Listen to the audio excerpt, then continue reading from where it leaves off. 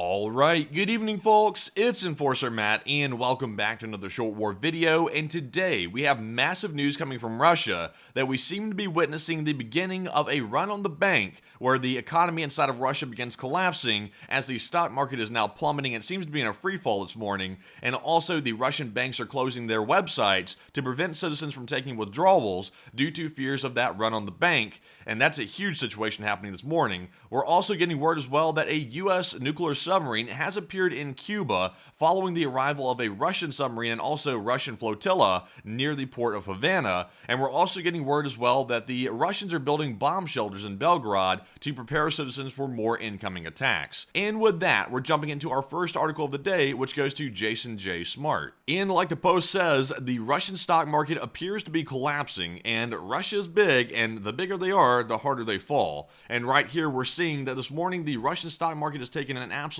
beating. As you can see by this chart, they are going through the floor, and it looks like it's not going good for Russia's stock market nor their economy, as this is their stock market index chart right here. And we can also see as well that some of the top stocks in Russia, including Rosneft, Lukoil, Gazprom, and also Yandex, are hurting tremendously today, taking big losses as well. And this is speculated to be only the beginning of these losses right here. And this was all sparked by U.S. sanctions being put on Russia's economic system, which has caused the U.S. dollar to be traded at a much higher value, which seems to be causing some very significant issues with the stock market. But with that, moving into our next post here, we have one from Visegrad 24, and we can see that not only is the stock market taking a beating, but also several major Russian banks are now closing their websites to prevent the Russian citizens from taking withdrawals of their money and also making banks lose liquidity. And we can see right here in the post from Visegrad that Rosbank's website is now currently down. Customers cannot log in, and multiple Russian banks are preventing clients from logging in because they don't have liquidity to give their clients their money due to the new U.S. sanctions. And like Visegrad 24 says, this could be the start of a major Russian bank run that could lead to the collapse of the Russian banking system. And that certainly is a real possibility. It's still in the early moments of this situation, so we'll have to keep an eye on it. But also, Rosbank is not the only one which has closed down their website. We also see that Gazprom Bank is also down following the closure of Rosbank's website.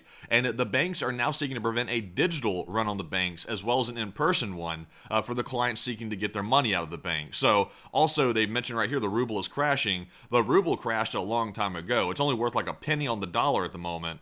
So the ruble is pretty much worthless. But with that, we're jumping into our next article here, and this one also goes to Jason J. Smart. And we can see that not only Rosbank and also Gazprom Bank, we're also seeing that Alpha Bank has also disappeared from the web as well. And this is one of the largest private banks in Russia, which is tied to Kremlin elites, and it's also not allowing its depositors to log in either. So we're seeing here that many banks are having the same issue, and these are very large banks inside of Russia. These are not small regional banks. These are big ones. So this is a pretty big situation right here. And like I said, it's in the early moments of it, so let's keep an eye on it. We'll return to it probably tonight when we have more news about it. But jumping into our next article here, we have one from the Associated Press, and we're also moving to another massive story as well. We're learning that when the Russians arrived in the Havana port in Cuba, they brought along with them a small flotilla of vessels, including a Russian submarine, I believe it's the Kazan class. And we're seeing here that a U.S. submarine has now pulled into Guantanamo Bay just a day after Russian warships arrived there in Havana port. And we also got a statement from U.S. Southern Command in our next post right here, which tells us exactly what the circumstances are around this sudden visit to Cuba.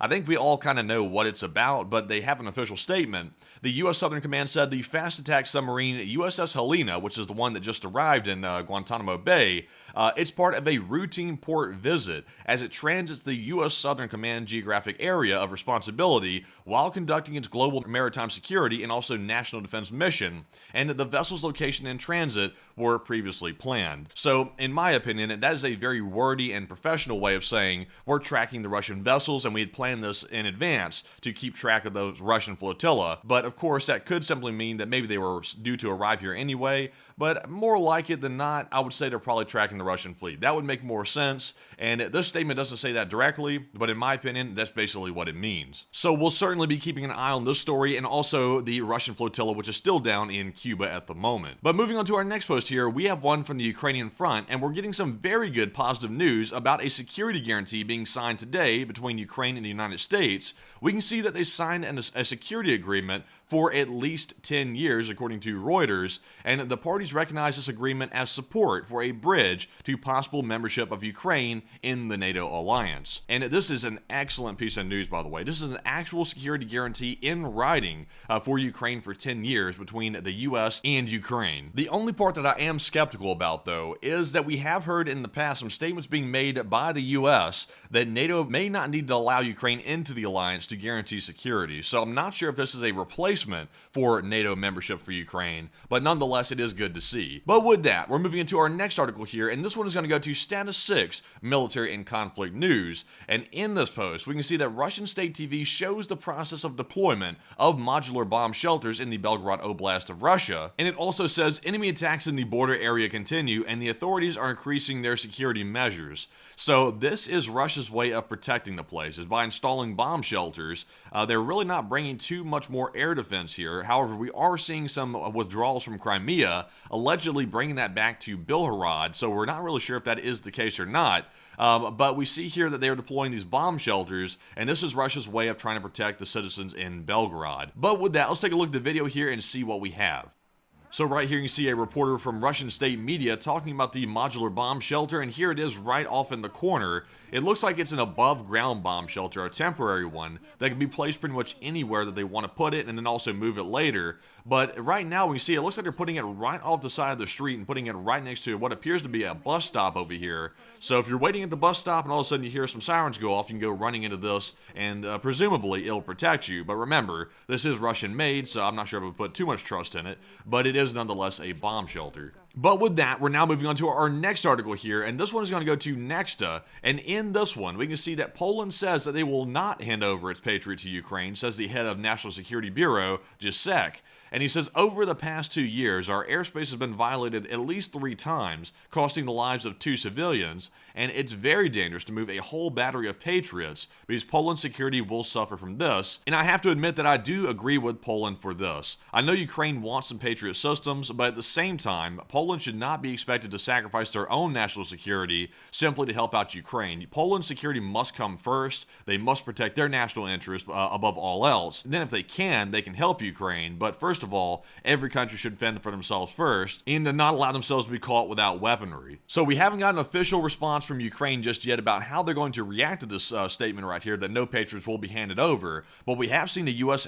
decide to hand over a new Patriot battery as well, so Ukraine will be getting them, but not from Poland. But with that, we're jumping into our next article here, and this one's also going to go to Nexta, and we're seeing that in the Kyiv region, emergency services are putting out a fire at an industrial enterprise that came under fire last night for the second day, says the state emergency service, and we see that 249 personnel, 98 pieces of equipment, and 4 firefighting trains are working on site. So we're not told exactly what this industrial enterprise is, and as you can see in the photos here, it's actually blurred out. They're not letting us see what that is that's been hit. But something was hit in the Kyiv region. We're not sure, like I said, but the firefighters are having somewhat of a hard time putting this fire out. So whatever was there must have been very flammable for them not to be able to get this out. But we don't have any other information on it beside that. And we're now moving on to our next article, and this one goes to Visegrad 24, and we're also getting some more news about the Polish border situation between them and also Belarus. And it says, starting today, Poland introduces a buffer zone near the border wall with Belarus, in which only border guards and soldiers will be allowed. And the buffer zone will be between 200 meters to 2 kilometers wide.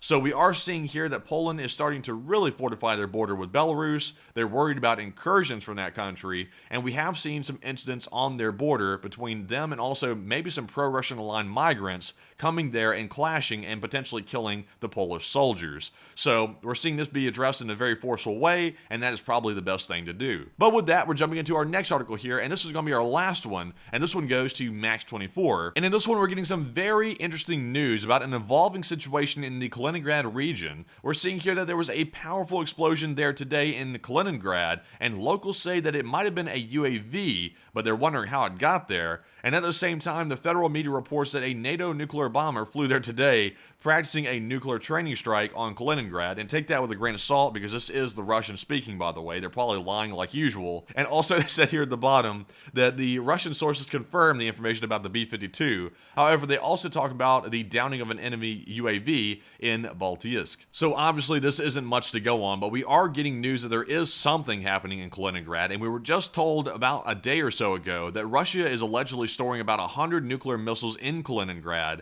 So we're seeing some potential activity there, and also maybe a UAV striking a target. We're not sure who sent the UAV or if it even happened, but this is some speculation coming from the Russian sources about something going down in Kaliningrad.